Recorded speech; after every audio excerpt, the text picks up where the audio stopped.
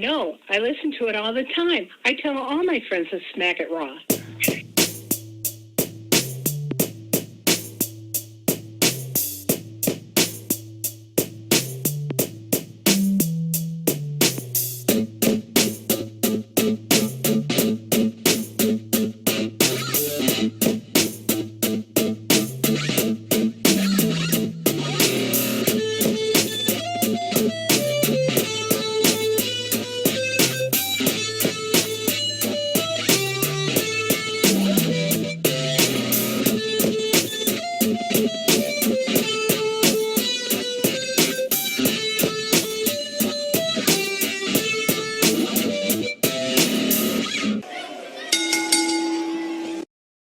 Following podcast contains mature content. The views and opinions expressed by the host are not necessarily those of the host. Listener discretion is advised.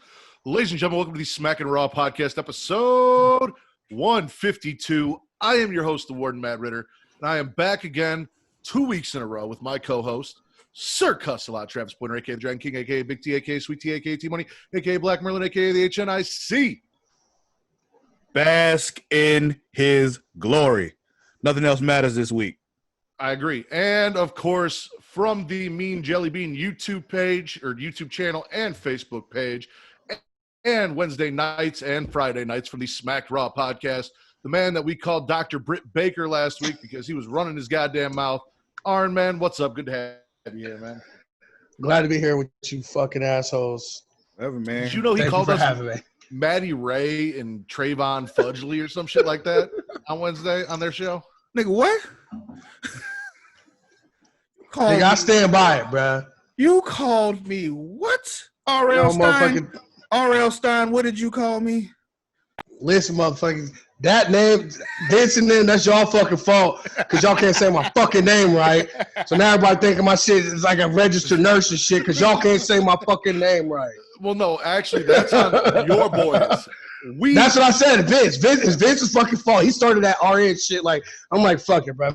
Y'all retarded motherfuckers can't say my name. I'll just stick with the initials. I was going to say, the first week that you came on the show, we determined that your name is pronounced the same way as one of my favorite characters from the Final Fantasy franchise. Yeah, and at that point, we knew exactly how to say it. We know.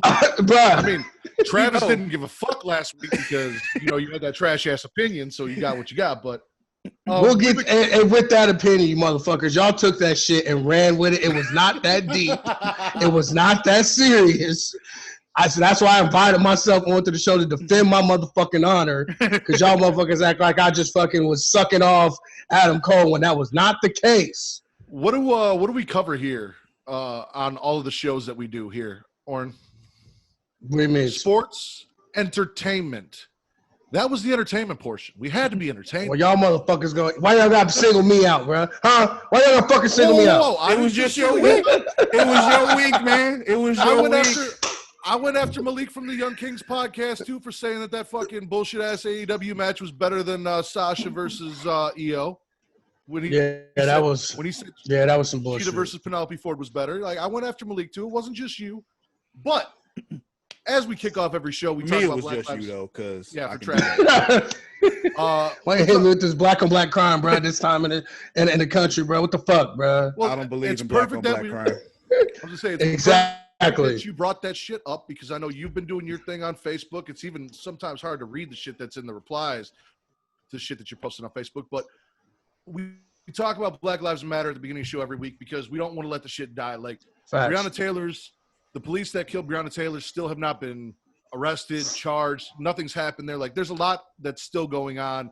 And as a white person, where Black Lives Matter was kind of the forefront discussion, it was everywhere. For me, it's not as in my face as it used to be, and we can't let our foot off the gas. Yeah. I tell you, if there are protests, go out and protest if you can. If there are petitions, sign petitions.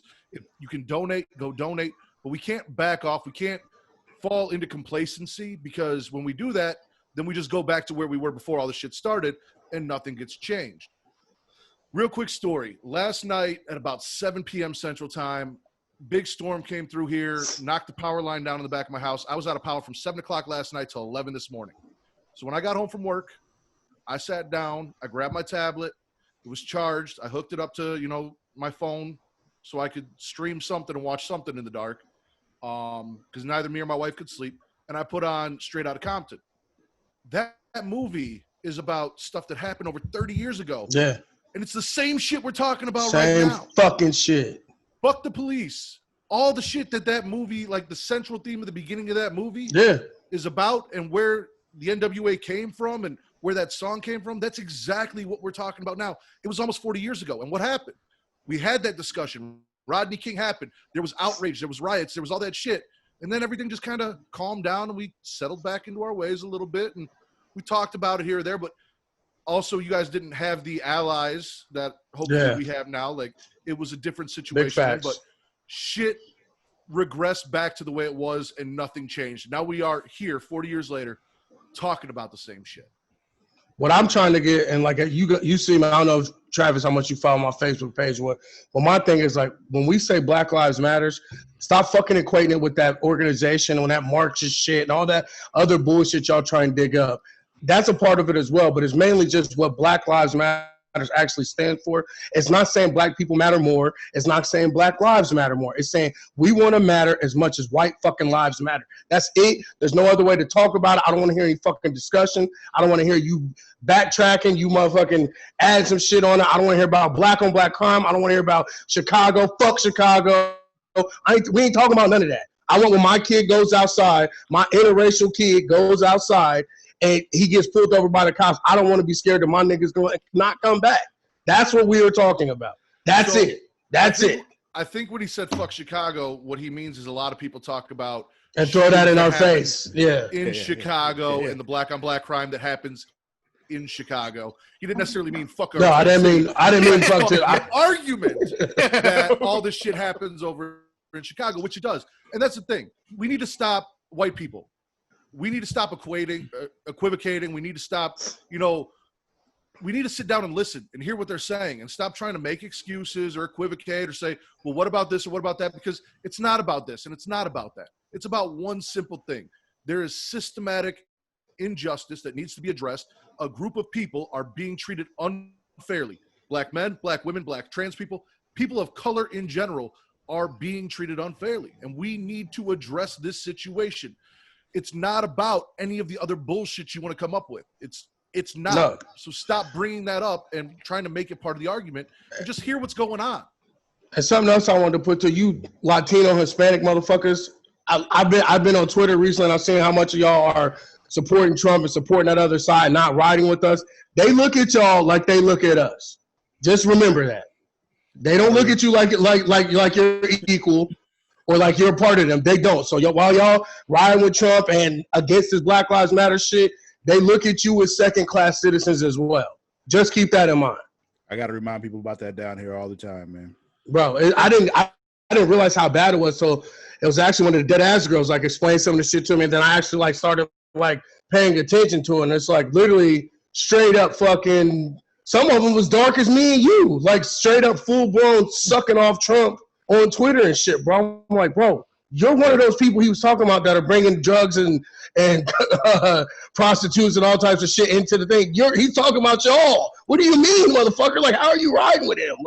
It blew my mind to a certain extent, but keep in mind, when we say Black Lives Matter, that encompasses all minorities. We want us all to be treated equal, and they don't look at y'all like y'all are white. You may think they do, but they don't. And I'm glad you phrased it that way, because something else that I want to talk to white people about is you heard him say they don't look at you.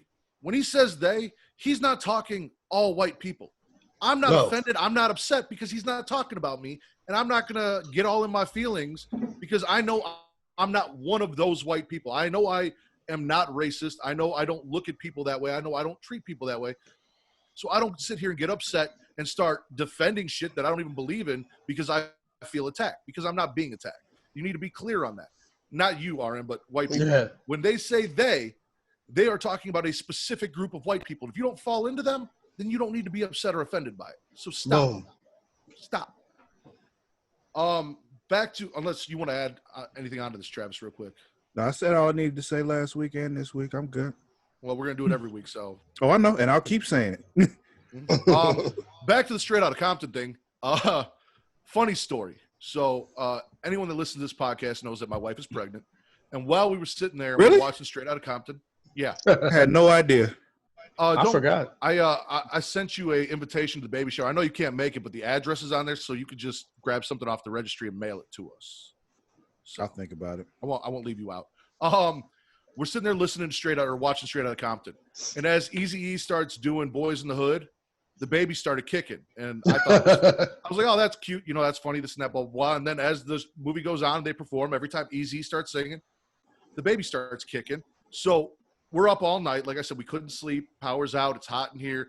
I've got sleep apnea. My CPAP machine isn't working. I can't fucking sleep without it. So I've been up since I got up at 10 o'clock yesterday morning. Shit. So we're sitting there. They finally show up. They're repairing it. And I'm like, I want to test this. So I went and I put Boys in the Hood on my phone. And I laid the phone next to her belly. And sure as shit, the baby started kicking. And I was like, all right. So I put on some Dr. Dre and Snoop Dogg, and not so much. And then I put on some Tupac, and then the baby started kicking to Tupac. So I know for sure that my baby in my wife's belly right now is an Eazy-E and Tupac fan, and I'm very proud of that. Your kid likes West Coast rap. There you go. Yeah. All right. Yep. And speaking of West Coast, That reminds rap, me of you seen that video of that baby that would start crying? And then the baby would stop crying when they played Hypnotized by Biggie. Yeah. Oh, yeah. And that was a little white baby, too. It was like... That's what that reminds me of. But I'm thinking... I told Kate, I was like, if that baby starts crying, I'm going to get in the car. I'm going to put on a little Tupac, or I'm going to put on some Eazy-E. We're going to go for a ride. Baby will go to sleep. Everything will be okay. Mm-hmm. Travis, you got to look up a panda gif to slide into those DMs for Sasha. I shall. So she doesn't feel neglected. I know. I left her out for a whole month, man. But it's all right. I'm back now. We worked it out, I'm gonna the fact that she hasn't fucking blocked y'all, it speaks volumes. Not y'all. I just played the music. Travis. No, I'm just saying in general, the fact that she hasn't blocked him and still allows us to go on, that speaks for itself. That's real shit. I mean, we listen, dude. We are in an entanglement. All right, it's okay. She probably be looking forward to the fucking panda gifts now at this point. Like, damn, you stopped sending them? Like, where's my panda gift?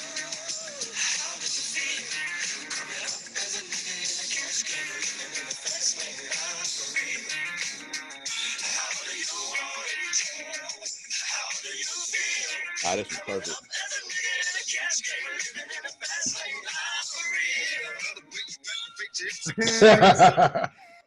We got a panda rocking out to the Tupac. Bobbing his head, having a good old time. All right, let's get into news and rumors real quick. Right off the bat, Sarah Rowe is pregnant. Yeah.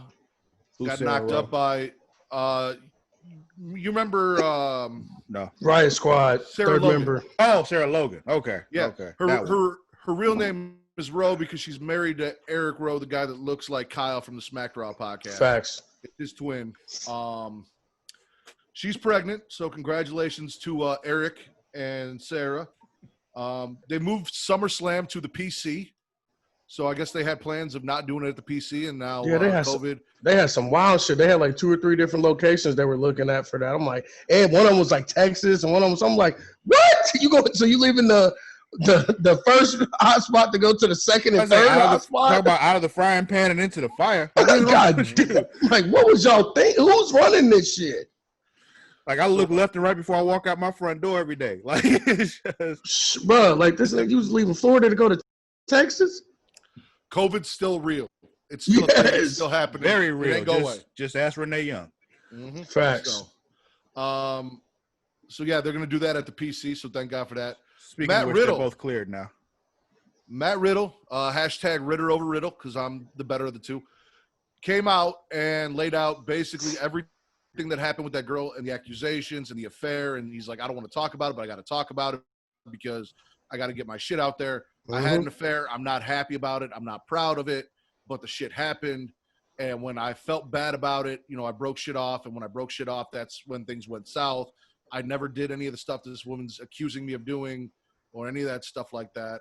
So he came out with that. It doesn't change the fact that it's Ritter over Riddle, but he did address it, so that's out there. I kind of had a convo with those wrestling girls about this because I believed them, and it was only because I've been in a situation like this before. But my thing is like no one else has came out and defended themselves with any type of response at all. He's the only one. So my thing is like he knows he's going to get dragged. He knows everybody's going to say he's guilty. Coming out with a video wouldn't help that. So for him to come out with a video, to me, it says something. Because like I said, no one else has been accused has come out to defend themselves or even attempt to do anything. He's hitting this shit on the ground running. Like when he on Bubba Love Sponge too and shit, like with his wife and all that. Like, so, I mean, and for him digging up his own dirty laundry on top of it. That's why I'm like, I know we're supposed to assume they're all guilty, but this one has me like, no. I don't know. See, we don't assume anyone's guilty. What you want to do is you want to listen to the women, you want to hear them out, but you also don't want to condemn somebody for something that you don't know is factual. And there was a lot of other suspect shit with her messages and the things she posted on social media. Well, allegedly he told. Well, go ahead. I was gonna say allegedly he had already told WWE about it when he got signed because I guess she had been stalking him that long. Yeah, and also you got to remember too, like it's not that like so you don't assume they're all guilty, but you still believe them because basically just because that's not the way it actually happened, it doesn't mean that's not the way they remember it. Like you ever heard the phrase, "There's your side, there's my side, and there's the truth." And then there's the truth, yeah. Like so, it's just like there's a lot of situations where like he saw things one way, she saw him another. So it's just you don't really know, but unless you were there. And the thing is, you like I said, you choose to believe them because in most situations they're not making it up. So you gotta And that's the thing about these situations too is that it's a lose-lose for everybody. Like nobody is coming out of this better on the other side. Right. Maybe the business at a whole will once this is all the dust settles and we get all the fucking creeps out of here. But for the people involved in these incidents, like it's shitty all the way around. Whether they were guilty or not, it's still fucked up for everybody, including especially the victim. Exactly. And last but not least, a lot of people are speculating, and I'm going to say speculating that Tegan Knox may have come out on Twitter or out on Instagram today. She posted a picture of her and another young lady she was with at Universal Studios outside of the Hogwarts Castle. They were wearing rainbow masks. In the caption on the Instagram post, it said, living my best life or something like that, or life is good, and had a variety of hearts of different colors, so on and so forth. Doesn't necessarily mean she came out. She didn't come out and say she is or isn't a lesbian or she isn't bisexual or anything like that. If she is, cool. But, like, Twitter, you guys are blowing this shit way out of proportion and getting all extra with the shit. Like, let the girl live her life. If I'm being honest, I already thought she was. I thought she was anyway. Like, I don't know if it's all my girlfriend's friends, her best friend is gay now. So I guess my gator was already off, bro, because I automatically assumed she was anyway. I didn't know that it wasn't a thing. So. Yeah. I didn't assume she was, but like if I found out she was, it wouldn't surprise me. That's what I said. It was like, okay, yeah. Look, we both said the same thing. Like, all right, and cool. We're gonna save ourselves a lot of time here, real quick. Travis, SmackDown, spit or swallow? Spit. What the fuck? RN, spit or swallow? Fucking spit. What the fuck? Spit. We're done. We're not talking about it, Travis. We're done. They did karaoke. Nope. Bro, he would have got. He wouldn't even got a BJ. He would only got a hand job, bro. We spit. That wasn't even worth the BJ. God damn, that was trash. We're not talking about that trash. That shit didn't happen. It's spit. It's yeeted. It's gone. We're done. It's over. Bye. Moving on. I like the New Day match though. But anyway, go ahead. Raw, NXT, or AEW, RN? Where you want to go? Let's go with NXT. Get it out the way. All right, so we kick it off with a banger of a street fight. See, Travis would have saved NXT for last. I sure would have. But see, Ren's already talked about NXT, so that's why he's like, let's get it out the way. Yeah. We had the banger of a street fight between Candice LeRae and Mia Yim. Candice LeRae gets the win. I expected that. Yeah. You got Mia Yim out here in an outfit from where, RN? City Trends. If you back, you know exactly what the fuck I'm talking about. Don't act like you don't.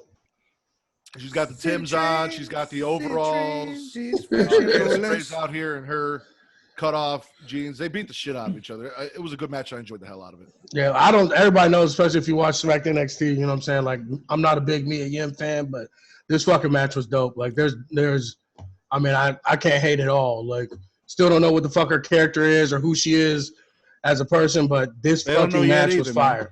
That's what I said. She comes out with city train outfits on.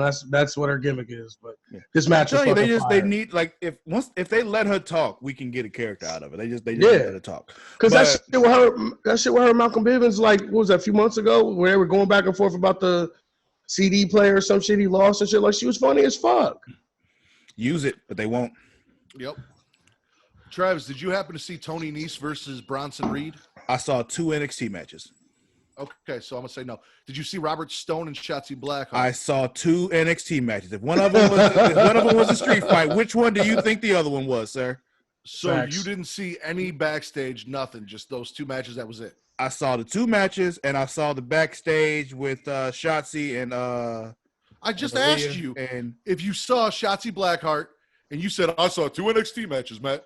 Motherfucker, I just asked you about Robert Stone and Shotzi Blackheart. I forgot the dude's name. All right. So our porn director Robert Stone has moved on from Rhea Ripley. He is now moving on to Shotzi Blackheart. Apparently, after Chelsea Green, like he's not into those kind of women anymore. You know, the tattoo-less, pretty, like looks expensive kind of women. Now he wants, you know, Rhea Ripley, who's got the chains, the leather, Shotzi all tattooed, green hair. Shotzi's not having it. She's like, you're a dumpster fire. I want nothing to do with you. He gets all mad. He throws his coffee. He hits Killian Dane with the coffee. Killian puts him on his ass. Then Shotzi runs him over with the motherfucking tank, yells, eat my tank. And you can't really see it, but I got my Shotzi Blackheart shirt on tonight. I fucking love Shotzi. I really do. You got to see the tank, Travis. After all this time, you got to see the little tank. And she ran the motherfucker over. In the backstage. I still haven't seen her do an entrance with it. So I still don't believe that actually happens. Oh, that happens. I need proof. If he doesn't see it, it doesn't happen. I need proof. I need proof.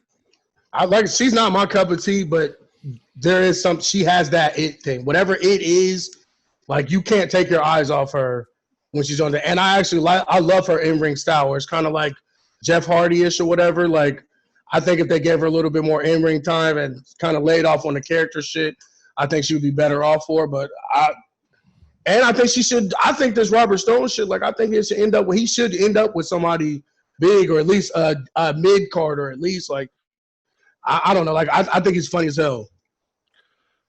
I did learn today. By the time you guys hear this, that vote will be over. But right now, we're doing these hashtag Smackin' It Brawl, and today's fight was Shotzi Blackheart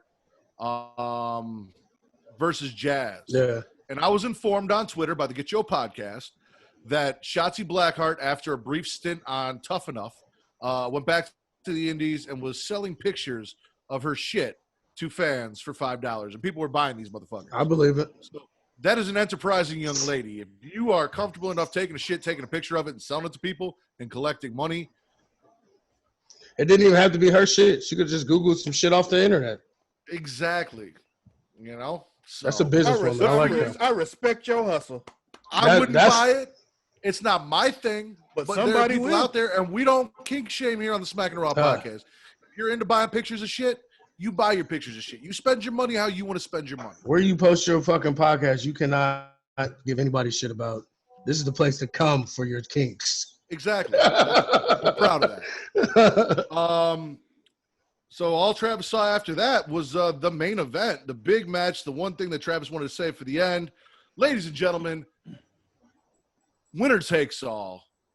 The longest reigning NXT champion, Adam Cole, is dethroned by the future of wrestling, in my opinion. One of the guys that's going to be a breakout superstar, one of the next biggest things in professional wrestling. He's got everything to be it. Bask in his glory, motherfucking Keith Lee. Listen, I tried so hard not to get spoiled on this. Like, you have no idea how hard I tried not to get spoiled on this. Because I knew the week before that Matt saved me. Matt and Vince saved me from getting spoiled, bro. So last week, I knew the spoilers happened. So I'm like, all right, I'm going to stay away from Twitter pretty much. And, you know, I know the Facebook group won't do it, so I'm good in the Facebook group. And then I was still good. Let me tell you what the fuck happened to me. Wednesday night, after it was all over, I'd stayed out of the Facebook group at that point too, because I knew that the chat was going on there. I didn't even really get on Facebook at that time because I knew that like Facebook in the feed throws up group shit in your regular feed too. I'm like, I will not look at this. because I had a feeling that this is what happened, but I'm like, I need to experience it. And you know what the fuck happened to me? I got an alert from fucking Google News at 11 o'clock. Get the fuck out of here. Oh, okay. Well, Travis, Motherfucking Google News spoiled it for me. listen, Because I watch it on Hulu, so I had to watch it on Thursday morning. I'm like, I'm going to wake up at like 8 o'clock in the morning, just watch this the first thing in the morning. Hell I yeah. have to go to work. So I'm just like, I'm going to wake up and watch it in the morning. 11 o'clock at night, fucking Google News spoiled this shit for me. But guess what? I ain't even fucking care. Because it was so great. Yeah. it was, but So happy. let me tell you something. I knew last Thursday. So I watched night one of Great American Bash the next day on Twitter. No spoiler warning, no nothing. I'm scrolling through my timeline. Some dude just fucking posted a picture with what do you think of Keith Lee winning the title? And I'm like, you motherfucker. Like, really? Dickhead. No spoiler, nothing. I muted him. Fuck it. Like, I've been on a muting spree. I don't know. I've been on a real bad mood on Twitter lately. Ooh, it's I've been getting into it with cleansing, people though, and arguing with people. It feels good, don't I it? just started muting motherfuckers. I got sick of I mean, RN, you saw, I was like, they always say the NXT fan base is 50 plus. Well, I must be a 50-year-old man because my 32-year-old ass enjoys AEW, but I know NXT is the better product. Facts. Because I'm actually invested in characters from NXT. There is nobody other than Hangman Adam Page in AEW that I'm actually invested in. And the only reason I'm invested in him is because he does a finisher that I made when I was 10 years old that I've never seen anyone else do. And I fell in love with him from that point. Well, how you think I feel? The only person over there I'm investing in is Kenny Omega, and they make him look like a fucking jackass every chance they get. I don't know. I enjoy the fuck. You know how Orange Cassidy, I feel so about it's- I know I like Orange Cassidy. I like Orange Cassidy too, but I'm saying like my top 5 favorite wrestlers is Kenny Omega. You know what I'm saying? Like, and he is tag team wrestling. He's fucking acting like one of the Revenge of the Nerds motherfuckers one week, and another week he's like Soul Glow looking motherfucker. Like every week is something different. I don't know who the fuck they signed because that ain't Kenny Omega. It's fine. I don't know who that is. We ain't got to talk about that trash ass show right now. We are talking about Keith Lee winning the motherfucking NXT title right now. And as I've been saying, he won it with a BBC. Ladies and gentlemen, we are going to bask in his glory hole. So happy. So fucking happy. I mean, that's my man. We've been riding that Keith Lee train for a while. I know RN was hoping that Adam Cole let me explain what my basis was. Yes, I love Adam Cole and I do like Keith Lee.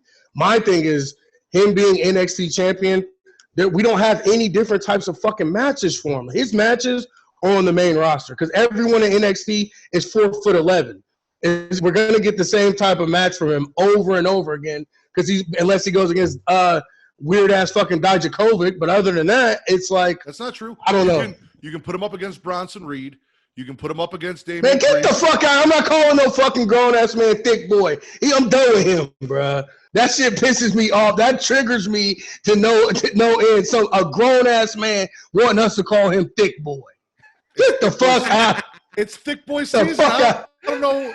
As a thick boy, you should be all for thick boy season. Yeah, I guess saying thick boy season, well, not me calling another actual fucking man thick boy. Well, like, damn, thick call boy. Call Bronson Reed and let the announcer do that shit. But I'm just saying, bro, that shit triggers me to no fucking end. A grown-ass man comes out. Listen, Travis called himself. Go ahead. Go ahead. What were you about to say about Travis? What'd I do? Travis called himself King Dingaling for fucking 3 weeks, 6 weeks. Yeah, that's like him calling himself that. I wouldn't call him that, and I didn't have to. And that's what I'm saying. Let Bronson Reed or whoever call him that. You ain't got to call him that. Don't let that bother you. The only problem I had with this whole presentation, they cut to Karrion Kross too many times. That was not about him. That shit. This was not about you, sir. Cut to him once, show that he's watching, and get back to Keith Lee basking in his glory. Like, this was his moment. Give it to him. And please, oh my God, I wish so badly that he had a crowd for this. Like, he had the crowd there for this. Imagine the way that crowd would have went nuts. He and Drew got robbed. Him and Drew got robbed. Absolutely. Ooh. Absolutely robbed. But, as I was saying, Damian Priest, Bronson Reed. He already beat Damian Priest. Killian Dane. You can still build Damian Priest back up. I have no interest in seeing him fight the Saint again. Obviously, Killer Cross. We have not seen, I don't think, Keith Lee versus, I know he's a smaller guy, but he doesn't wrestle like one. Tommaso Ciampa, who should be due to be coming back. You've got guys that you can have Keith Lee wrestle and hold that title, and that are big guys. Is he have dead? Bigger matches. And that's not. Ciampa, is he dead? No, he's not. Okay. What I meant was not necessarily that there's not any big guys, but I mean like the marquee matchups that we all want to see. It's nobody in NXT. But you got to build him. I mean, don't get me wrong. We had him with Brock at the Royal Rumble. We had what we had at Survivor Series. You know, we had these moments, you know, with him and Roman Reigns. He has had one hell of a fucking year, man. And exactly, that's where I'm coming from. So, like, why are you getting further and further away from that in the core WWE person's mind with a long NXT title run? You know what I'm saying? It might not be a long title run, but I'm not a fan of taking a guy like Keith Lee and not getting him to the top of NXT before you move him to the main roster. No, and I agree with that too. But they waited too long. They should have been holding off with this fucking Velveteen Dream dick pics of kids shit. They should have just got rid of him to begin with and went straight with Keith Lee and let him have this whole quarantine. What if you see here's the thing. Think about this though. We got you know, he's the champ now. It's July, right? So yeah, September, October. 4 months from now, Survivor Series. He's still the champ at that point. He faces the other champs at Survivor Series.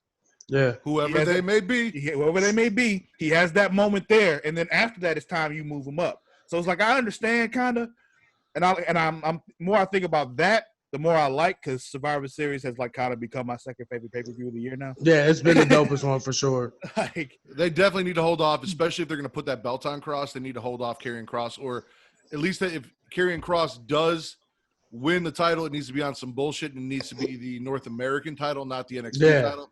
I agree with that. As champion going to Survivor Series, I agree. When you beat Keith Lee or get the title off him, it better be somebody that you have set up to be your man going forward. All the shit he had to go through and all the time they made us wait for this to happen, it better not be some transitional shit where he loses the title on some bullshit Wednesday night and then that next Monday or Friday he debuts on SmackDown. Like they cannot have no bullshit like that. You got to do this right. And his debut has to be right. Like, I know they're gonna fuck it up because Bruce Pritchard is ass, but besides that, like they can't don't fuck this up. Hey, get off my man, Bruce, man. Like, Bruce is Did you garbage, watch bro. SmackDown tonight? There was a karaoke thing, right? This motherfucker went back all over it, Travis. Bro, he went back to straight diva era, bro. They even kicked their shoes off and rolled around in the ring, bro. Like literally kicked their heels off and rolled around in the ring. But we're not talking SmackDown. I actually did get kind of hyped when Naomi took her earrings off, though. I'm like, oh, she about to whoop her ass. Yeah. Oh, I yelled World Star. I was like, World Star. She about to whoop her ass. Not good enough for Hulu. NXT edition, Travis. None of that matters. Tony Nese had a match with Bronson Reed after they showed him picking on Leon Ruff in a dark match. It was a good match, though, for real. Bronson, well, of course, you're a Tony Nese fan, and of course, Tony Nese took another L. A fact. Swerve lost to Johnny Gargano. Fire-ass match. Fire-ass fucking match. Swerve took another L. Yeah, all my guys that's all my favorite wrestlers do. That's all Swerve does. He loses every match, and he's so. Was this arguably your top person there? So I wasn't so mad at this loss, and it showed exactly what the fuck Swerve could do. I mean, he pulled out everything in that match, so I'm not worried about it. We had Legado del Fantasma defeating Drake Maverick and Breezango. Oh, we had Legado del Fantasma? Would you dub them? I don't want to steal your shit. Go ahead. Oh, Drake Zango? Yeah, Drake Zango lost to Legado del Fantasma in a six-man tag. I would have liked to see them. Okay. Okay. I guess that does kind of matter then. Mercedes Martinez defeated Santana Garrett in basically a squash match. Yeah. I like to get Mercedes Martinez over. She's giving me my chain to fix, so I'm not mad at it. I've been talking to the dead-ass girls. Mercedes looks like someone who has a collection of strap-ons. Yeah. Oh, she looks like she's about that life. Mm-hmm. She looks like she might give it to a man or a dude, a girl or a dude. Like everybody can get it. Like she has a full, she has a full dozen in the basement. Like it's just, like she don't like a motherfucker. She don't give a fuck as long as she's on top. Yeah, anybody. And we had a really fire-ass Tegan Knox Io Shirai promo. That set shit us up was for that match next week. Bruh, chills, bro. That shit was fire. It actually made Tegan look like a credible threat. Yeah. She doesn't, but at least the package made it look like. Made it look like it though. Yeah, no. And I'm a stand. I'm a Tegan Knox stand. Like, but I know she ain't winning this fucking match. So there was actually some good shit, Great American Bash Night 2, but as Travis said, all that matters is our double champion, our North American and NXT champion. This man, Keith Lee, got his moment. This man killed the Undisputed Era. Yeah, he did. The whole Literally. thing. The whole thing. Yeah. If he had a tag partner, he would have took those belts too. But how do y'all think it's gonna play out with the double belts? You think he's gonna do like double defenses or just defends one at a time? Like, how do you think that's gonna play out? I don't know. What did they do with Warrior? Made him give one up, didn't they? Do you remember? Yeah, I think so. What they do with Seth too? Didn't he lose one first and then lost? Yeah, he lost the US first. Yeah. Yeah, no. And then Shawn Michaels had to lose the European that time too. Yeah. You know what they'll probably do is they'll probably have a triple threat match where the first falls for the North American title, second falls for NXT. The other guy will get pinned. He'll lose the North American title in the first fall, and he'll win the second fall and keep the title. That'll probably be how they get that off him. So yeah, not good enough for Hulu. Thick boy Bronson Reed versus Tony Nese. Swerve losing to Gargano. Tegan and Io's promo. Legado del Fantasma defeats Drake Zango. And Santana Garrett gets squashed by Mercedes Martinez and her strap-on collection. What the fuck happened to Santana Garrett, bro? Like, she's dope. Like, and she literally, she's a jobber. So all I've seen from her is what I saw when WoW first came back. Yeah. And Tessa was over there. Mm-hmm. She didn't blow me away. Like, she's a good-looking girl. She's athletic. But her in-ring work did not blow me away. She has been more impressive. But when she did that stuff with Tayanara Conti, that knocked her down like 6 pegs. Like, her matches with Tayanara were fucking awful. Yeah. So, I'm assuming we're all swallowing NXT. I don't think I need to. Listen, I will swallow it. Then I will purge and make myself throw up just so I can swallow it a second time. All right. It's a little graphic, but okay. Yep. So we gonna go AEW or Raw? It doesn't matter to me. Whatever. All right, we'll get AEW out of the way. Oh, we kick it off with the tag team title match, second week in a row. This time it is Private Party with Matt Hardy. They lose to Omega and Page. Of course, I didn't see Private Party walking away with this win here. Nobody did. I haven't watched the show, by the way, so yeah, you didn't miss anything. It was pretty predictable. Well, the Orange Cassidy Karen Jericho match was pretty dope, but outside of that, Lance Archer defeated Joey Janela. Darby Allin continues making bad decisions. He's not cleared to wrestle, but he keeps jumping off shit and throwing himself off shit. And your boy Rob was like, well, he's okay to do this, but he's not okay to do that. Rob, no, he's not okay to be doing any of the stuff he's doing. He's just doing stupid shit. For no reason. Clear. He is doing this shit, but he is not okay to be doing it. If you are not cleared to wrestle, you are not cleared to fall off a half pipe. You are not cleared to jump off of a platform into fucking foam blocks. You're not okay to do it. He's just doing dumb shit for no reason. And it drives me nuts. The skateboard thing at the ladder match they had at that pay-per-view, like, that was the dumbest fucking shit I've ever seen in my entire life. Mm-hmm. Like, just jumped off a ladder with a skateboard. No pipe or nothing for him to go down. Just straight flat-bottomed on a fucking skateboard off the top of a ladder. And that's how he fucked himself up, and that's why he's not cleared to wrestle. Now he's doing more dumb shit. And that was 2 months ago. Oh, well, Travis, well, I know you weren't an ECW fan, but here we did have Brian Cage and Taz come out to talk about Mox in the match next week. And during this, Taz presented Brian Cage with the FTW championship. The orange and the green belt. I am very aware of what the FTW belt was, but yeah. Yeah, no, this is Taz presented him with the FTW championship. It's not the same one. It's not like the Winged Eagle one from ECW, but it is still the Taz FTW championship. For those of you who don't know, who aren't familiar, this is not a title that is defended. It's not sanctioned.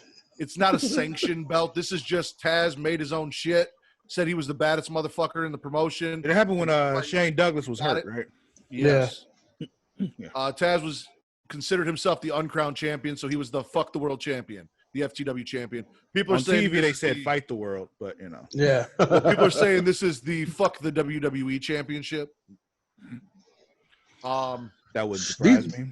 They sound like little bitches, bro. They sound like that fucking like when you get with a new girl, she constantly brings up your ex-girlfriend. Like, why do we need to talk about her? Like, stop, bro. And the thing that kills, it's not, because SmackDown and Raw consistently, and SmackDown is fucking ass, and it doubles their ratings every week. It's not a war. It's not a war between WWE. It's not a war. And AEW. It's between NXT and AEW. Yeah, that's why I so say that. That's why I call it a fucking snowball fight. Exactly. So say that. Don't say WWE. Don't forget. Because you're not beating WWE. Don't forget. It was the Monday Night Wars. It was not the SmackDown versus Thunder Wars. Because SmackDown didn't exist in the beginning. Neither did Facts. Thunder. Neither one of them.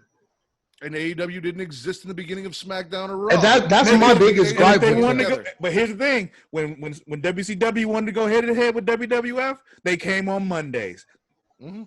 They went and to the big facts. You wanted to go head to head with NXT. They came on Wednesdays. Yeah, but they constantly call out WWE, not NXT. They don't call out the fact they actually third show.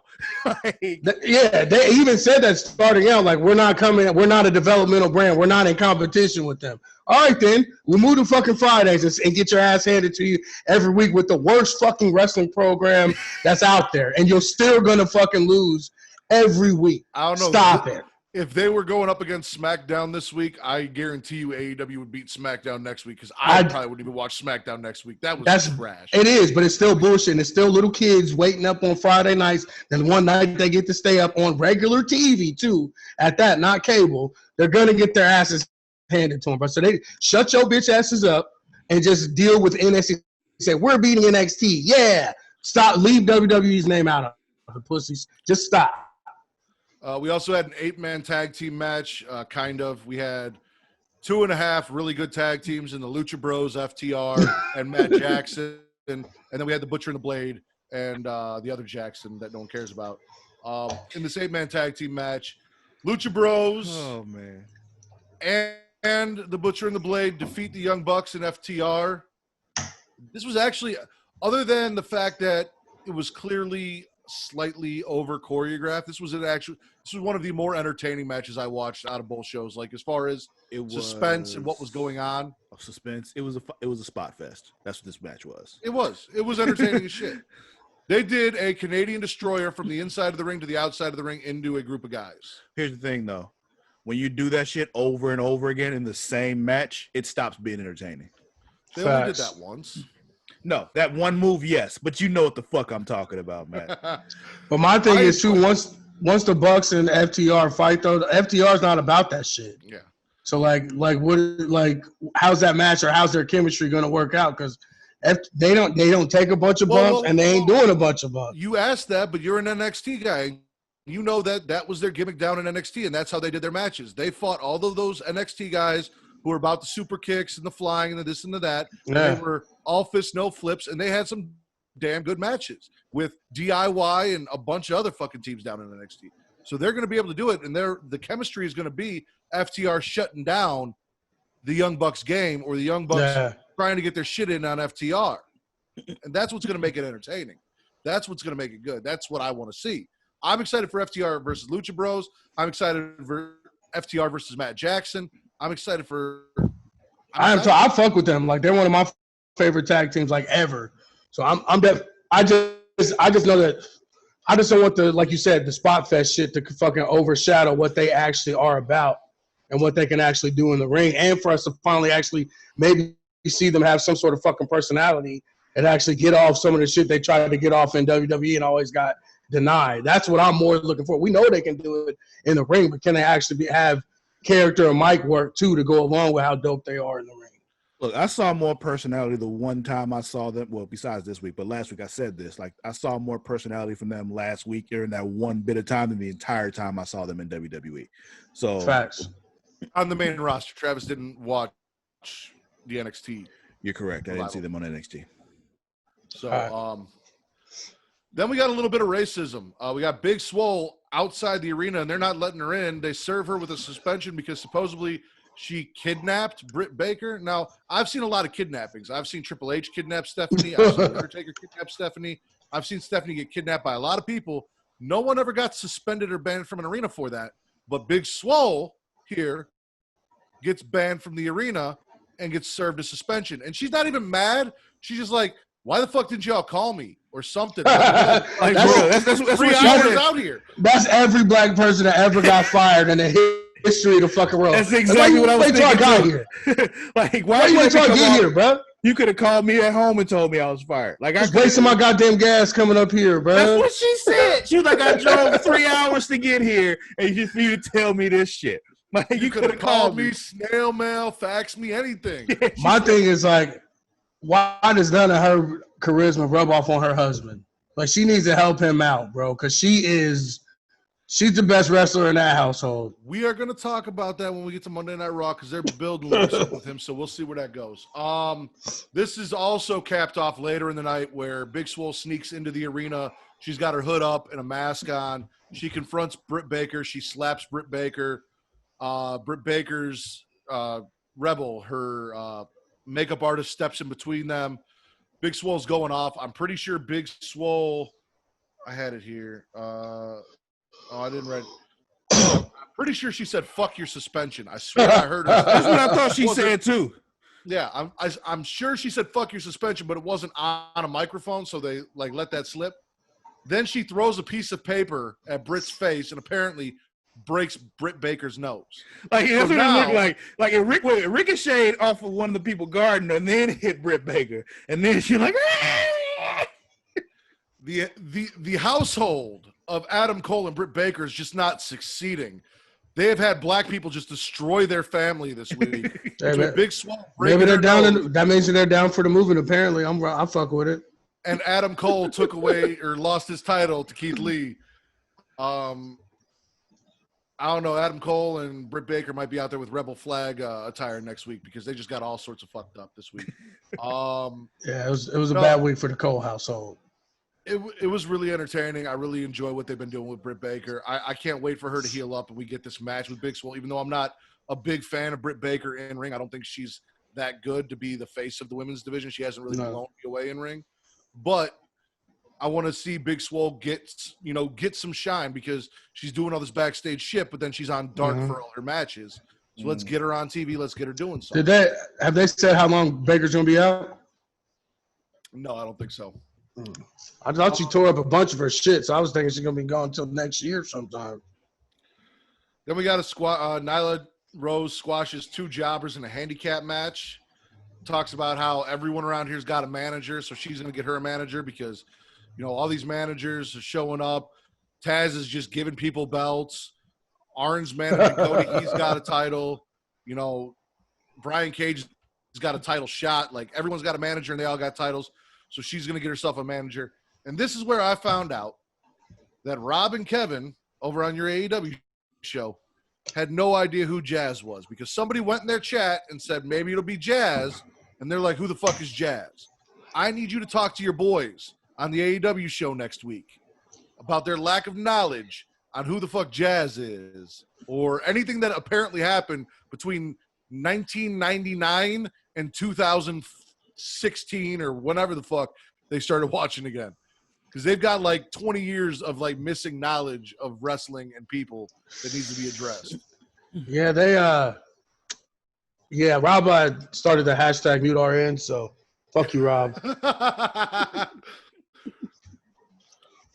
That's okay. He got his comeuppance because his boys, the best friends, didn't do shit, didn't win shit, and I'm going to talk some shit about them in a little bit. Before we do that, we're backstage. Apparently, Cole Cabana got jumped. This dude is bruised from titty to fucking tip of his dick. Like, I'm talking literally his entire torso is just one giant bruise, and the fucking guy backstage is rubbing it. But I say that trainer found a whole lot of interesting ways to say he has a lot of bruises. His hands all over Cole Cabana. Like, he used all these medical words to describe the fact that he just is bruised up. Like, all those words just are different words for bruises. But despite having the world's largest largest bruise. He is medically cleared to wrestle. He goes out. We've got Dark Order with Grayson, Mr. Brody Lee, and Colt Cabana, and they defeat SCU with Colt getting the win. So now Colt has got, some victories, working with the Dark Order, leaning towards becoming a full-fledged member of the Dark Order as Mr. Brody Lee wants. So we have advanced that storyline. Last but not least, it's why we're here, ladies and gentlemen. What went up and lost to the main event of NXT, Chris Jericho versus Orange Cassidy. I mean, I enjoyed this match. Like, it was if AEW didn't have Luchasaurus, Orange Cassidy would be my favorite AEW wrestler. like his whole thing, it appeals to me. So I enjoy it. Work harder, not smarter. That's how I fuck with it. Yep, smarter, not harder. Smarter, not harder. And we got Jericho in there and just kind of shows you, like, yeah, why is he so much better than all of you? like you watch him and just like, yo, oh, that's right, because he has some time in and he actually learned how to tell a story in the ring, unlike the rest of y'all who just jump and not do 5,000 flips and shit. Yeah. My thing is, the entire match, we've got Orange Cassidy out here by himself, and we've got Proud and Powerful ringside, keeping an eye on Jericho. And they wait until the very end of the match to have Chuck Taylor and Trent come down and help out Orange Cassidy. Now, I called Rob out on Twitter and Kevin, and they're all like, oh, well, Orange Cassidy told them to stay in the back. I don't remember seeing that. Yeah. I didn't physically hear Orange Cassidy tell them stay in the back. Well, he turned to him and told him to go. He could have been, hey, I forgot something, go grab it. I blame Chuck Taylor. Chuck Taylor is a piece of shit. I mean, it's probably Chuck Taylor's fault. You're right. Trent in the back. He's like, no, fuck Orange Cassidy. Let's hug. Like, we're not going to go out there and help him. And finally, Trent wore him down. He's like, I'm just going to go. Like, our boy needs help. Because Chuck Taylor is a piece of shit. And small things like that is where sometimes you see that AEW does need. It may not need a booker, but they need one like regulating force, because shit like that, like if Jericho's got his guys come out, why would the best friends not come out with their guy? The inner circle is going to get involved. Why would Orange Cassidy say, hey, go in the back when there are three guys out there? There's no reason why Orange Cassidy would tell his boys to stay in the back if he no. When they know Jericho's bringing back up. That doesn't make any sense. Yeah. Jericho needed a reason for him to throw orange juice in his face, because that was a thing. Jericho gets the win with the Judas effect after Cassidy kicked out of the code breaker. It was a good match. It was that was one thing I didn't like. There shouldn't have been. Okay, it's kind of nitpicky, but the fact that he hit him with the bat and then the code breaker and he still kicked out was kind of like one or the other. Yeah, both was too much. I agree. I'll give you that. But outside of that, I'm like, oh, I like this a lot. Jericho's a GOAT. I mean, he's the best in the world right now. I mean, I love Drew McIntyre. I love Riddle. I love AJ, all of them. But to me, in my eyes, like on the mic and his matches, Jericho's the best right now. AEW Fighter Fest Night 2, Travis, spit a swallow. I like the Orange Cassidy match, but everything else, I was just like, blah, I'm going to spit it. You didn't like that 8-man tag at all? No, I told you, man. It was just a spot fest to me. I just didn't dig it. Okay. I'm swallowing. I enjoyed the 8-man tag. I enjoyed the Orange Cassidy, and I really enjoyed the stuff with Big Swole and Britt Baker. So, yeah, I'm going to swallow that. And we got the return of the FTW title. There's enough there for me to swallow that. RN, from what you heard? I'd swallow it. The FTW alone. Like, Taz was my guy back in the day. A little short, fucking balding, black, kind of looking black dude. Like, you know what I'm saying? That's right on my alley. I will say Taz is definitely overshadowing Brian Cage. Like, you need to get Brian Cage out there. Oh, yeah, that guy does exist. Yeah, but I mean, if you follow any of his indie shit, like he has no real mic skills. He just said, grunt. Right, but that's why you put Taz with him. But what I'm saying is Taz needs to put, like, what Paul Heyman does. Paul Heyman doesn't overshadow Brock. Brock stands there, but Brock is next to Paul Heyman. Yeah. Paul Heyman is highlighting Brock. But yeah, everything Paul Heyman does is about Brock, though. Like, Taz makes everything Taz does is about Taz. And I agree with that, but also too is because you haven't seen what fucking Brian Cage can do. He's only wrestled. He's been there 4 months and only had 2 fucking matches. Yeah. I agree. I just, as a manager, I need Taz. I mean, Taz has given Brian Cage all his shit, all his catchphrases, the FTW title, his height complex, all of it. Like, just giving everything to the man. I need him to not stand out in front of Brian Cage and put a little shine on Brian Cage. Let's get into Monday Night Raw. Travis, you saw the opening segment with Drew and Dolph? I did. Drew wants to know what the stipulation is. Dolph's like, I'm not going to tell you. There's no reason for me to tell you. I'll let you know when I let you know. I got to keep it a secret. But what's going to happen is we're going to talk about some people that you kind of left behind when you became champion, since you don't want to acknowledge the fact that I got you to the dance, since you want to say you did it on your own. And he brings out Heath. And I don't know what the fuck Heath's been doing since he got let go, but he looked jacked as fuck. Creatine like a motherfucker. I was like, oh shit.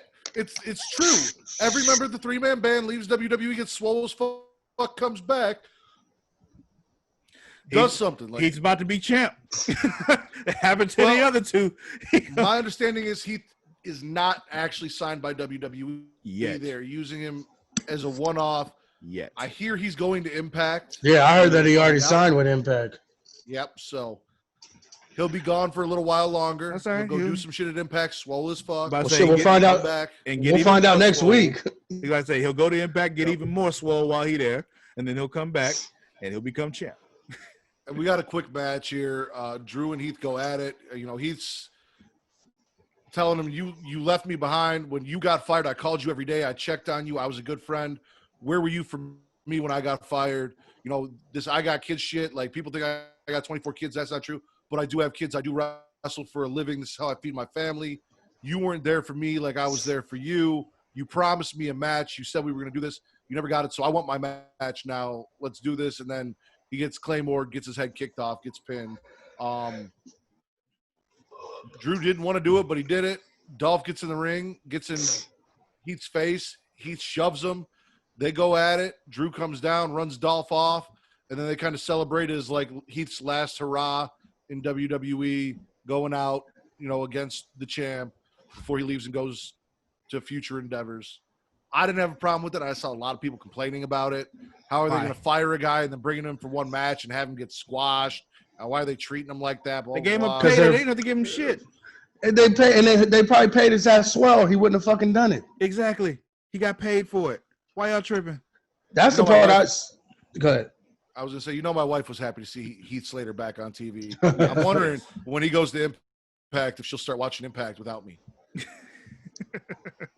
What day does Impact even fucking come on? I believe is it Thursdays? It's on Tuesdays or Thursdays. That's why I always watch it I watch it like Fridays and shit, so I never know what day it actually fucking comes on. I don't get that channel. Yeah, I say I haven't watched it in forever, so I don't know. I tried. I couldn't do it. I haven't watched it since Lashley was there. So, no, it's actually been these last few. I'm actually caught up on that. It's actually been pretty fucking. It's been decent. It's been better than SmackDown has been. I can tell you that much. Set the bar pretty low, sir. Well, I mean, it's. Did you see Bayley and Sasha versus Alexa and Nikki? No, it was Kyrie. It was Kyrie and Sasha. Kyrie and Asuka. That was the night. Not you, bitch. Alexa, not Alexa. Kyrie versus Sasha. Yeah, I did. So Bayley and Sasha are backstage. That Sarah chick wants to have an interview. They're like, nah, you know, if we got something to say, we're going to go to the ring. So they come out. They start bragging about all the great things that they've done and how they're friends with Stone Cold and all the shit that they've been doing. They're doing their spiel. Asuka comes out. You know, she wants a fight. And they're like, well, who do you got? You're by yourself. She goes, oh, no, I'm not by myself. Here comes Kairi Sane. Sets up a match, Kairi Sane versus Sasha. Kairi gets the win, but it's by DQ. Mm-hmm. When Bayley attacks Kairi, when it looks like Kairi is about to defeat Sasha. And that sets up for the Asuka match later. Did you see the stuff with Aleister Black, Kevin Owens? Yes, I think, yeah. The KO show, right? Yeah, did you see the stuff with Aleister Black before that backstage? Yeah, when he got jumped. Yeah. Yeah. I didn't even realize that was fucking Aleister Black. And I love Aleister Black. They I'm put the looking at fucking it. mask on. Yeah, they put the mask on him, and I'm like, man, they jumped Rey Mysterio backstage. I'm like, oh, wait, that's not Rey Mysterio. He's a little too white to be Rey Mysterio. Oh, shit, that's Aleister Black. And, of course, you know, Seth and those guys walk by, and they make their snide comments. So we got the KO show. Seth and Buddy come down. Obviously, unfortunately, it seems like Austin Theory is maybe no longer with the group, on hiatus as his accusations get kind of figured out. Oh shit! I didn't know he had some. Yeah, that's why he hasn't been with them for the last couple weeks. Shit, I didn't even know. He gone, Jerry. There's a whole lot of talk here between Seth and Kevin Owens about what happened at WrestleMania and Seth getting hurt, or Kevin getting hurt, and Seth being on a losing streak, and they're going back and forth. Then Ray comes down.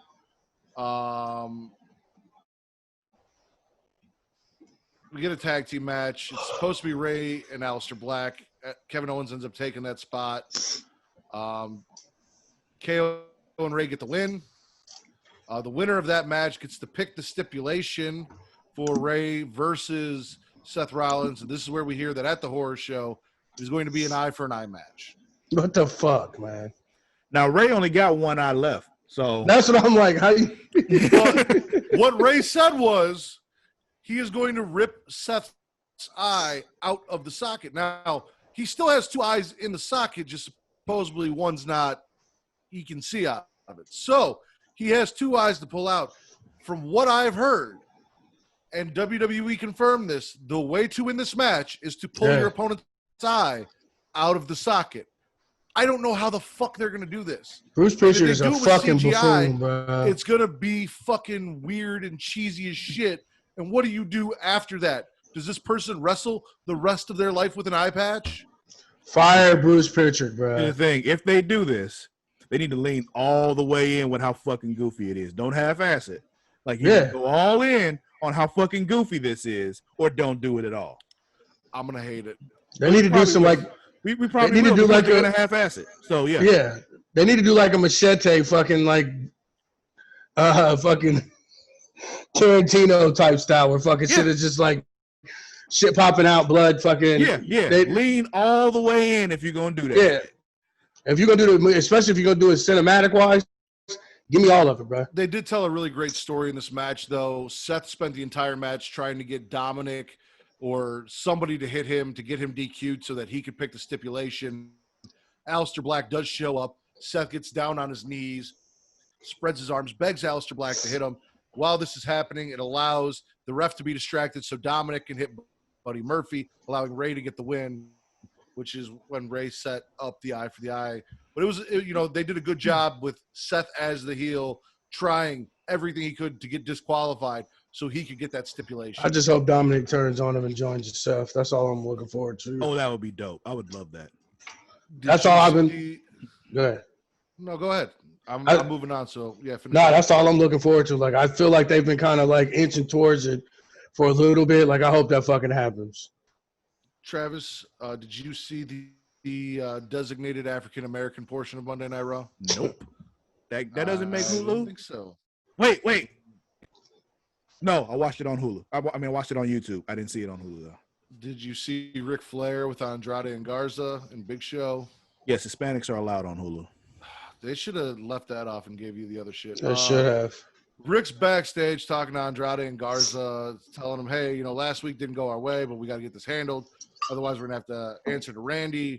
Randy shows up, and he's like, hey, we're all third-generation superstars. Let's go out there. We'll do our thing. 6-man tag. We got RKO, Andrade, and Garza taking on the Big Show and the Viking Raiders. The only interesting part of this, RKO gets Randy and Andrade get the win, but during the match, Garza's kind of showing off, and Randy flips out, calls him out of the ring, grabs him by the face, and then spits in his mouth, which was a little weird for me, a little dirty.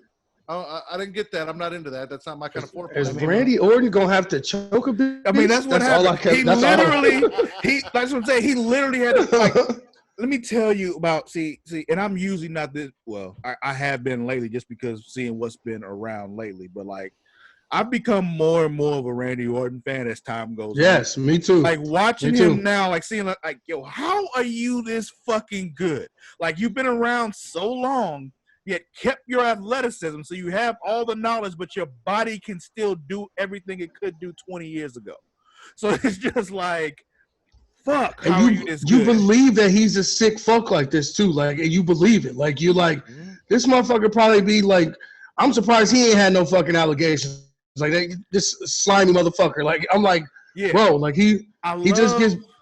I just love the way like he grabbed guys up, picked him up by his throat up against the plexiglass. Like, get your shit together. In the middle of the match, there's a 6-man tag like going on. He told him, Andrade's in there getting his ass whooped. Like, get your ass out here. Like he was his goddamn daddy. And he came outside, picked him up by his throat, told him to get his shit together, let him go. And then eventually said, fuck it, I'll do it myself, and won the match. Like, it's just like, God. So I'm going to take a wild guess and say that you did not see the backstage segment with the Kabuki Warriors. I don't even think I saw that, to be honest. I actually think I did. Where they're getting interviewed? Yeah, I think I did. Yeah, I did see that. Okay. Little thing, they're getting interviewed. Kyrie's back. They're celebrating. Kyrie plays the recorder, which was really cool. I enjoyed that. Yeah, she played the fuck out that recorder, almost as good as I did. Yeah, she hit that shit. Nah, I do remember. She did. They say that after Asuka beats Bayley, they won a tag team title shot. I will say, before we go on, it's good to see Kyrie back. Like, yeah. Though rumor is that she is not long. Like, her contract is almost up, and when it's up, she's either going to be an ambassador for WWE for Japan, or apparently she's got a fiance back over in Japan. So no matter what, she's headed back over there. Okay. So that's why they're kind of transitioning her out. I'm actually surprised they even brought her back. Surprised they just didn't leave her off TV. Because I could have used her at the end of that NXT segment with Asuka and Io. It would have been just a little bit cooler last week if Kyrie was out. All three of them were there? Yeah. But I get having it 3-on-2 with the heels being only 2. It doesn't make a lot of sense. Did you see the stuff with Randy and R-Truth? There was Randy R-Truth stuff? Oh, yeah. And it made no fucking sense, but it was still dope. Wait, I think I did. I did see it. I did. Okay. So Ric Flair is backstage sucking off Randy Orton, and R-Truth accidentally interrupts, bumps into them, and they're like, what the fuck? He starts saying that Ric Flair is Akira Tozawa. Then Tozawa shows up, and he's like, 2 Tozawas. Runs off. Randy stops Tozawa and the Ninjas. He's like, are you looking for R-Truth? And they're like, yeah. He goes, he went that way. And he sends them off the other way. The wrong way, yeah. I don't know why Randy helped R-Truth, because he's supposed to be the legend killer and the heel. I don't know what the motivation was here, but it was entertaining. It was. I remember that now. I did see that. Yeah. Yeah. I'm gonna be honest with you. I don't know why they don't give him a fucking just a stable, like some hodgepodge motherfuckers who are like, you fucking suck, you're too young, you're an idiot, come with me. And just and give him his own inner circle. Like he can be just as good and just as entertaining as Jericho. And like you said, he's much more believable in the fucking ring that he could really fuck somebody up still, even though he's old as shit. Like that shit with Garza and them, like I thought that was dope. Just give him a bunch of dudes to fucking use and abuse to get him to the title. Well, that's my thing is, unfortunately, we wouldn't need Zelina, but we've got, like, you can redo Legacy with Angel Garza and Andrade. And yeah, you could continue to do that because you have all of these second, third generation superstars that come in that you can use with Randy Orton, and you can just have an ever evolving version of Legacy where he gets some guys in, they leave the group, he brings new guys in and takes them on. Like, he always has that. They can. I take it you didn't see anything with Ruby Riott or Billy Kay. You are correct. Yeah, I knew that was coming. But you did see Bayley versus Asuka. I did see Bayley versus Asuka. Yes. We got Bayley versus Asuka with Nikki Cross on commentary. I love me some Nikki Cross on commentary. She's entertaining as shit. She even gets hauled out. Like, she comes out and they're like, you can't be here. And they're like, no, she's our guest. She's our guest. She's a commentator. put her on commentary. He gets so excited. It's so great. She gets into it with Bayley. They haul her out, but she comes back at the end of the match. She's in the crowd. Causes the distraction, allowing Asuka to get the win here. So Asuka beats Bayley, which means next week we are getting Kabuki Warriors versus, I guess, the Golden Role Models, which is what Michael Cole calls them, but they said that's not their name. I guess we're not calling them what the fuck were they going by? The Boston Hug Connection anymore because Bayley don't hug no more. I like the 2-woman power trip, bro. Let's go. Keep the shit going as long as possible. Not good enough for Hulu Monday Night Raw.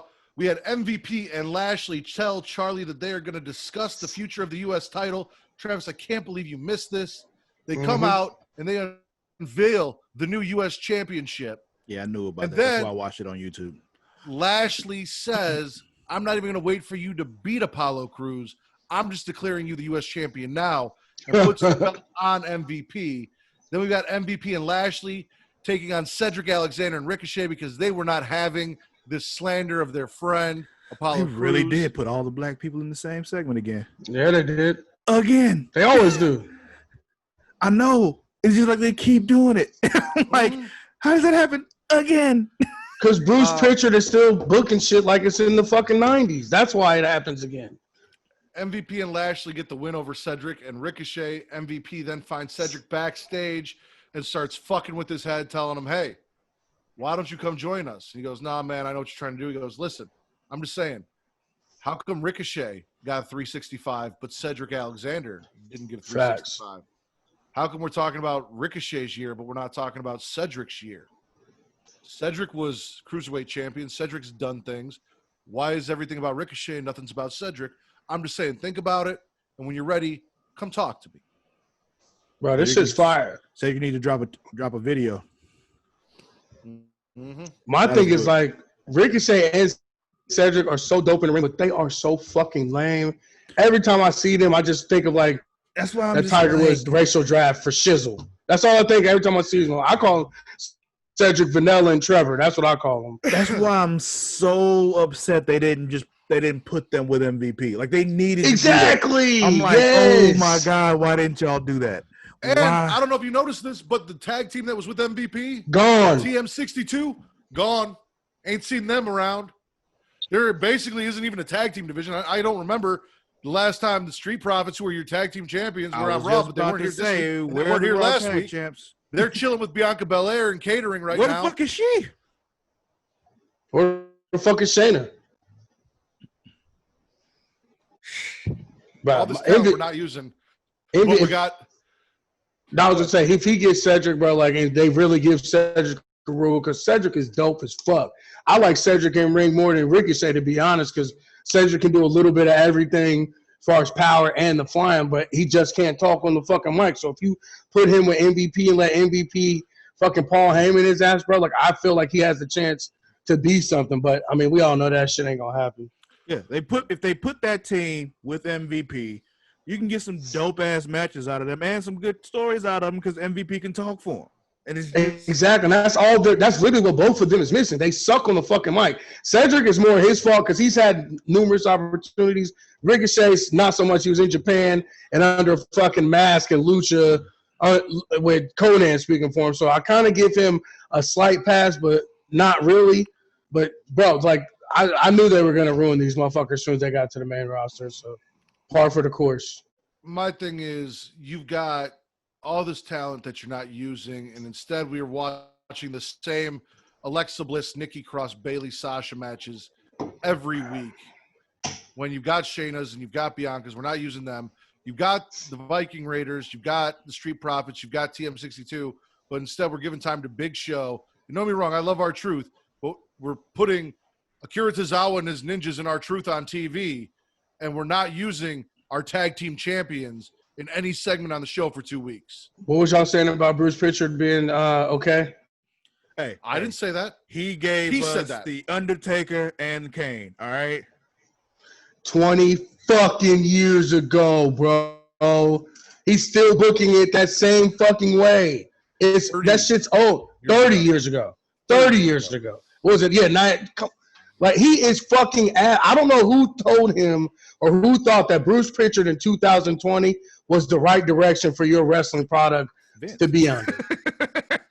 And now that you know how out of touch these fucking do. And right now, like, you could have, like, as fucked up to say it, but you got a group gift wrap for you to take over and to do this Black Lives Matter shit to your advantage. You have a fucking group set up either to use it to piss off your Republican base or to actually get some black people to fucking care about you. And it's like pissing it away, bro. Did we not talk about that last week where we said that they could be using that story as long as it's done tastefully and right and they don't fuck it up and do some dumb shit? Because if Bruce Pritchard does it, somebody's going to end up with a noose around their neck or some shit, and then let me be perfectly clear.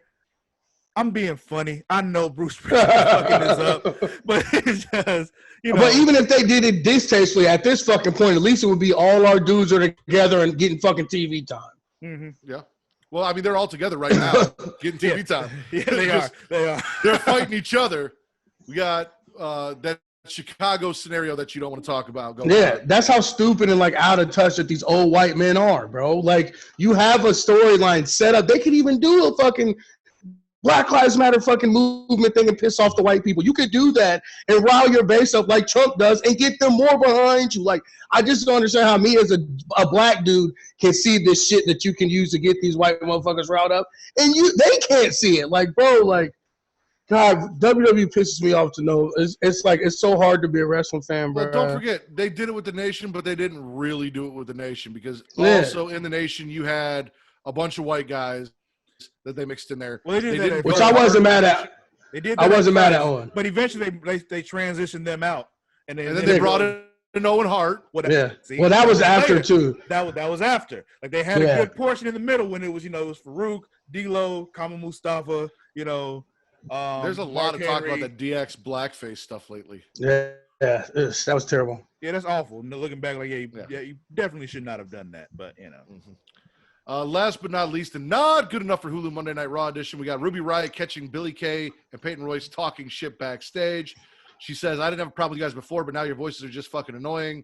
And then Ruby loses to Billy Kay. So that I hate to be Ruby Riot might be the ugliest woman I've ever seen in my entire life.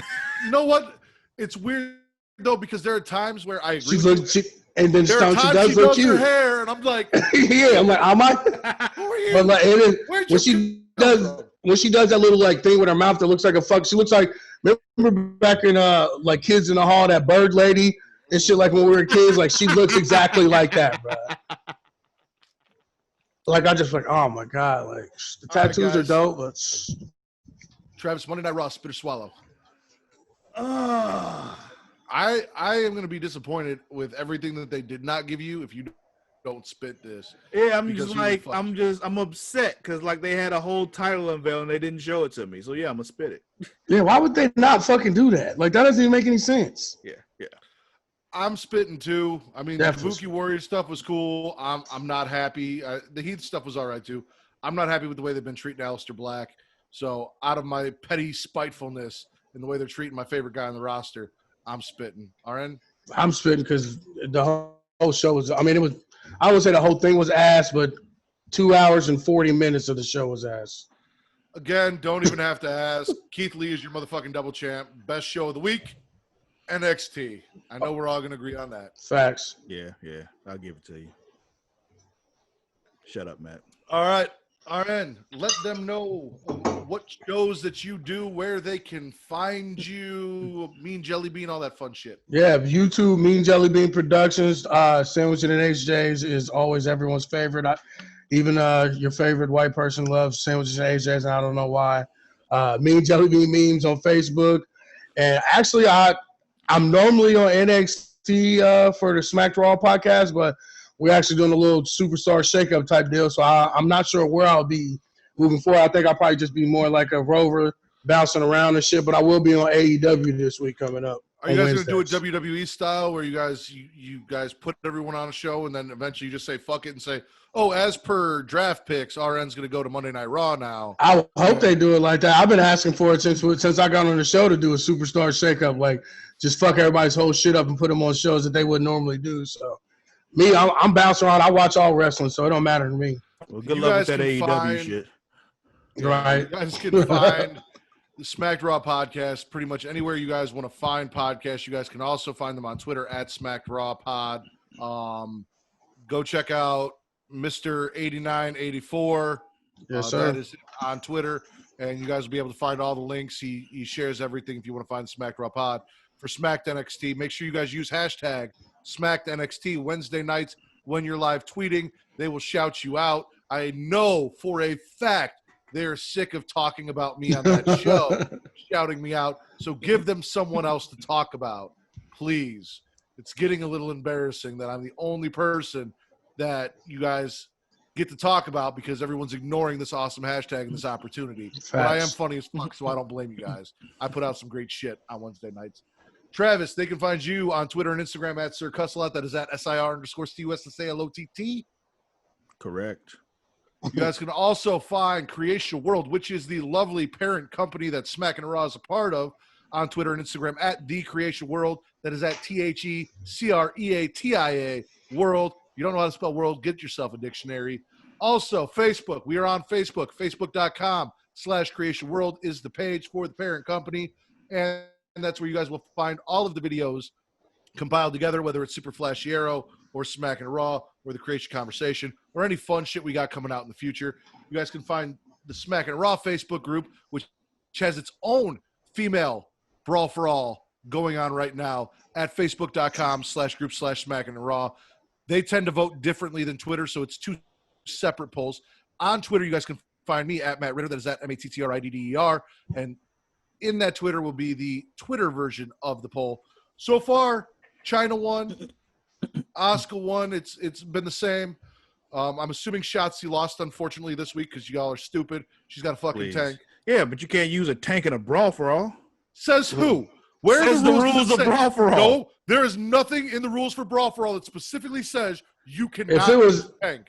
If it was a real fucking tank, maybe, but not a But fucking there's also power. the fact that there's no point values or anything assigned for hitting someone with a tank. That's what says it. I'd call hitting someone with a tank a takedown, Travis. That's not a takedown. That's Okay. a That's not a tank.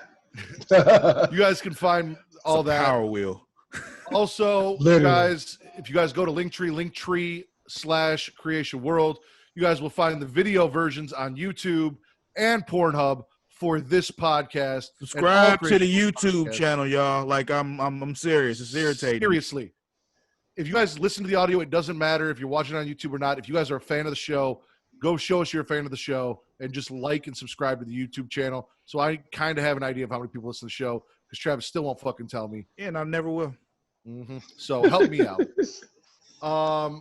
Also, we've got 6 subscribers on Pornhub. I'd like to get those numbers up. So let's go on Pornhub, get in the comments. We are the #1 wrestling podcast on Pornhub. We've got a Patreon. We've got a bunch of shit on Patreon.